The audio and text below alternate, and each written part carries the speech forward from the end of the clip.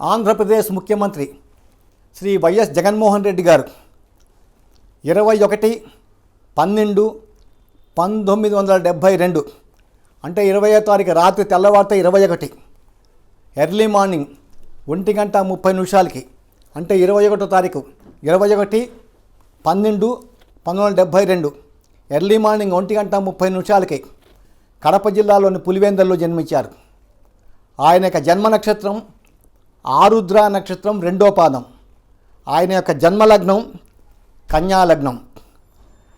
కన్యాలగ్నానికి లగ్న దశమాధిపతిగా తృతీయ స్థానంలో బుధగ్రహం వృశ్చిక రాశిలో ఉన్నాడు.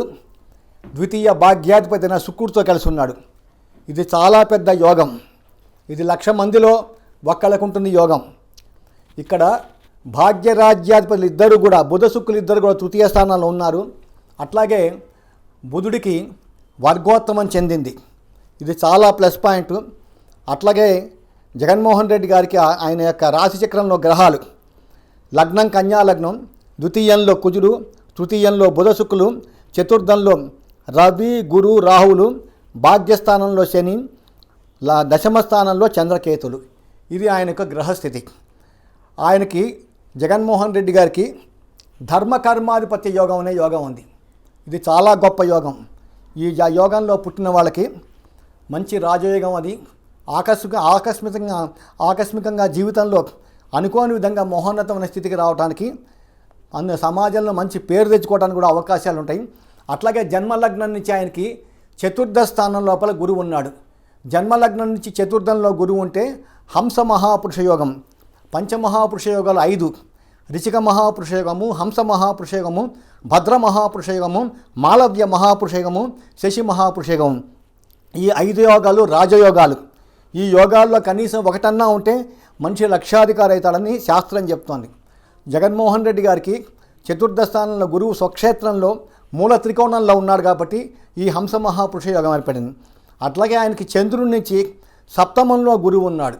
సప్తమంలో గురువు ఉంటే గజకేసరి యోగం ఏర్పడింది. ఈ గజకేసరి యోగం వలన జీవితాంతం బ్రతికి ఉన్నంతకాలం ఈ ధనానికి లోటు ఉండదు. సమాజంలో మంచి పేరు ప్రతిష్టలు వస్తాయి. వీళ్ళకి జీవితంలో అన్ని కష్టాలు అని అనిపించినప్పటికీ కూడా ఆఖరి సమయంలో అది మళ్ళీ వీళ్ళకే అనుకూలంగా వస్తుంది. దానికి కారణం ఆ గజకేసరి యోగము, హంస మహాపురుష యోగం. అట్లాగే ఆయనకి చతుర్థ స్థానం లోపల గురువు రాహు ఉన్నారు. ఇది మటుకు చాలా పెద్ద దోషం. గురు రాహువులు కలిసి ఉంటే దాన్ని గురు చండాల యోగం ఉన్నారు. ఈ గురు చండాల యోగం ఉన్న వాళ్ళకి దైవభక్తి అనేది ఉండదు. వాళ్ళు ఏంటంటే కనిపించే దాన్ని నమ్ముతారు. స్వతహాగా ఈ ఆరుద్ర నక్షత్రం వాళ్ళు ఎవరిని నమ్మరు. అందరినీ నమ్మినట్టుగా నటిస్తారు. కానీ వీళ్ళు ఎవరికీ మోసం చేయరు. వీళ్ళకి ఏంటంటే ఆత్మవిశ్వాసం చాలా ఎక్కువ. జీవితంలో ఎన్ని కష్టాలు పడ్డా కూడా అసలు భయపడే ప్రసక్తే ఉండదు. దానికి కారణం ఏంటంటే ఈ ఆరుద్ర నక్షత్రానికి అధిపతి రాహుగ్రహం. రాహుగ్రహం చాలా మొండి గ్రహం. జగన్మోహన్ రెడ్డి గారికి ప్రస్తుతం ఆయనకి నడుస్తున్న దశ 13/5/2019 నుండి 13/5/2036 17 సంవత్సరాల బుధ మహాదశ నడుస్తోంది. బుధుడు కన్యాలగ్నానికి లగ్నాధిపతిగా తృతీయ స్థానంలో వర్గోత్తమం చెంది ద్వితీయ భాగ్యాధిపతి అయినటువంటి ఈ యొక్క శుక్రుడితో కలిశాడు కాబట్టి ఈ దశలో విపరీతమైన యోగం చేస్తుంది. ఆయనకి అన్ని విధాలా కూడా జగన్మోహన్ రెడ్డి గారికి కలిసి వస్తుంది. ప్రస్తుతం జగన్మోహన్ రెడ్డి గారికి 6/10/2022 నుండి 6/8/2025 దాకా ఆయనకి బుధ మహర్దశలో శుక్రుడి అంతర్దశ నడుస్తోంది. ఈ శుక్రుడు కన్యాలగ్నానికి విపరీతమైన యోగం చేస్తాడు ద్వితీయ భాగ్యాధిపతిగా తృతీయ స్థానంలో ఉండి. అట్లాగే ఆయనకి గోచారంలో దశమంలో రాహు ఉన్నాడు. అలాగే భాగ్యస్థానంలో శని ఉన్నాడు. రేపు మే 2వ తారీఖు నుంచి గురుగ్రహం వ్యయస్థానంలోకి వెళ్తాడు. కాబట్టి ఆయన మే 3వ తారీఖు తర్వాత ఖచ్చితంగా గురుగ్రహానికి జపం చేయించుకోవాలి. అట్లాగే ఆయన ఒక చండీ యాగం లాంటిది చేసుకుంటే అన్ని విధాలుగా కూడా ఆయనకి అనుకూలంగా ఉంటుంది. ముఖ్యంగా జగన్మోహన్ రెడ్డి గారు ఒక విషయంలో చాలా జాగ్రత్తగా ఉండాలి. దానికి కారణం ఏంటంటే 2024 ఏప్రిల్ 24వ తారీఖు నుంచి 2024 మే 31 దాకా ఈ కుజగ్రహం ఆయనకి రాహువుతో కలిసి దశమ స్థానాల్లో ఉంటాడు. దశమంలో ఆయనకి కుజరాహులు కలిసి ఉన్నారు. ఈ కుజుడు రాహువుతో కలిసి కొంచెం వరకు దోషం. అట్లాగే ఆయన గత 35 రోజుల నుంచి ఆయనకి ఈ యొక్క భాగ్యస్థానంలో శని కుజులు కలిసి ఉన్నారు. ఇది నేను దృష్టిలో పెట్టుకొని 6 నెలల కిందటే ఒక యూట్యూబ్లో జగన్మోహన్ రెడ్డి గారి మీద అటాక్ జరుగుతుందని, ఆయన అధికంగా సెక్యూరిటీ తీసుకోవాలని కూడా నేను చెప్పాను. అట్లాగే మొన్న ఒక సంఘటన ఆయనకి జరిగింది. అలాగే వచ్చే రోజుల్లో 2024 మే 31 దాకా కూడా జగన్మోహన్ రెడ్డి గారు చాలా జాగ్రత్తగా ఉండాలి.